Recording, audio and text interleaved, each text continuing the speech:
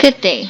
Today we will be talking about film. Another art form which has risen to tremendous heights within the last century is film or cinema. As its early name, motion pictures, declared, film brought yet another dimension into play, that of moving images. The possibilities of this medium created a new art form that was to become a powerful social and economic force and a legacy of the 20th century to the world. Cinema, just as all modern arts, has been greatly influenced by technology. In the case of cinema, however, it is an art form that came into being because of technological advance. The transition from still photography came in the late 1800s with series photography and the invention of celluloid strip film. This allowed successive still photos of a moving subject to be captured on a strip of film advancing through a single camera.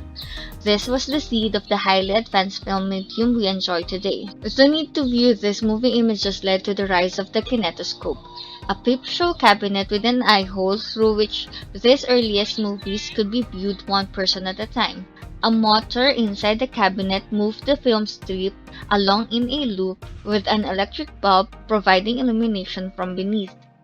In the meantime, European and American inventors were providing one technological advancement after another. The French developed the cinematography, a hand-crank camera, printer, and projector all in one that was lightweight enough to bring outside the studio. By 1901, the earliest motion pictures were rapidly progressing from one scene, studio films to multiple scene narratives filmed outdoors. Driven by this and many more advances, the art aspect of filmmaking was born. The collaborative art of filmmaking. Filmmaking, because of its technical complexity, involves entire teams of artists, writers, and production experts, supported by technicians taking charge of the cameras, lighting equipment, sets, props, costumes, and the like, all under the provision of a film director. Film directing. It is the director, like the painter and sculptor in traditional art, who envisions the final effect of the film on its viewers, visually, mentally, and emotionally. While the painter and sculptor work with physical materials, the film director works with ideas, images, sounds, and other effects to create this unique piece of art.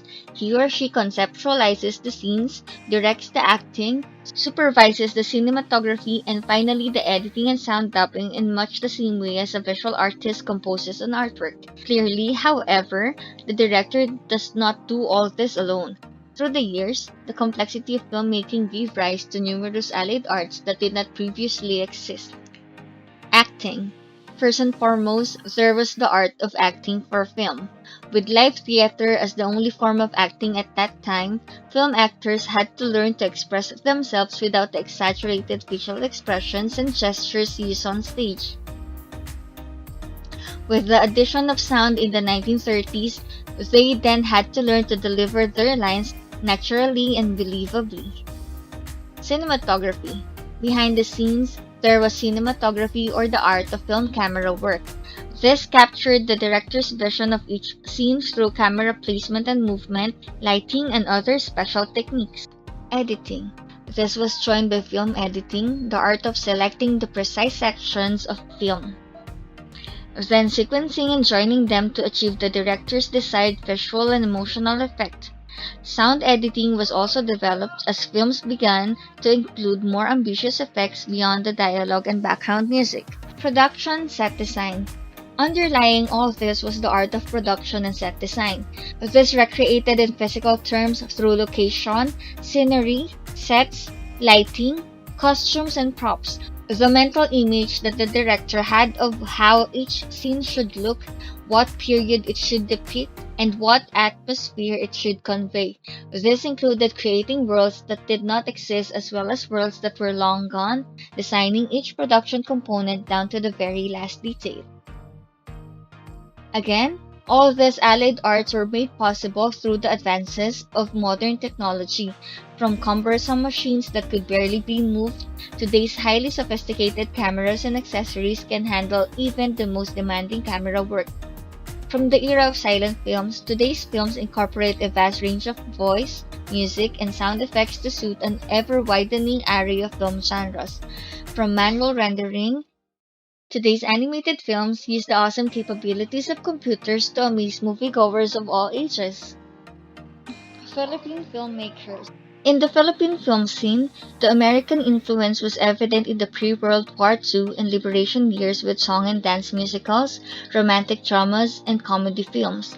Beginning with the turbulent 1970s, however, progressive Filipino directors emerged to make movies dealing with current social issues and examining the Filipino character.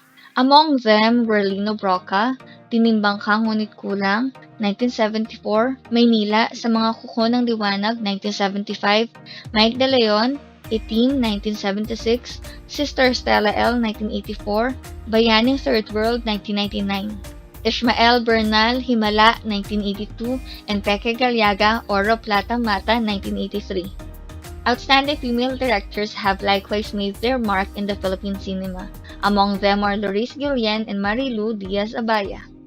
Loris Guillen Salome, 1981, earned international acclaim at the Toronto International Film Festival. Her more recent films such as Tanging Yaman, 2001, which won Best Picture in Metro Manila Film Festival, American Adobo, 2002, Santa Santita, 2004, and Sayo Lamang, 2010, all gained her recognition among the current generation of Filipino moviegoers. Marilu Diaz-Abaya captured the attention and respect of the viewing public with powerful films such as Jose Rizal, 1998, perfectly timed for the centennial celebration of Philippine independence, Muro Ami, 1999, which bravely exposed the deadly practice of using child divers to pound for fish in the Philippines coral reefs, and Bagong Buwan, 2001, which dealt with the human cause of the Muslim-Christian conflict in Mindanao. Crossing over easily between projects for the television and for the big screen is veteran film director Mario Che de los Reyes. The heartwarming drama film Magnifico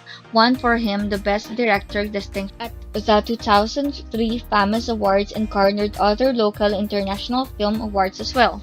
De los Reyes continues to be active in both film and television media, having become known for well-loved teleseries or television drama series. Another Filipino film director who has brought the country to the cinema world's attention is Brillante Mendoza. Mendoza was originally a production designer for films, commercials, and music videos, and started directing films in 2005. But in just 4 years, his film Kinatay, The Execution of P, won for him the Best Director award at the highly prestigious Cannes Film Festival of 2009. And this is the end of our lecture about film. Thank you for listening and watching. Have a nice day.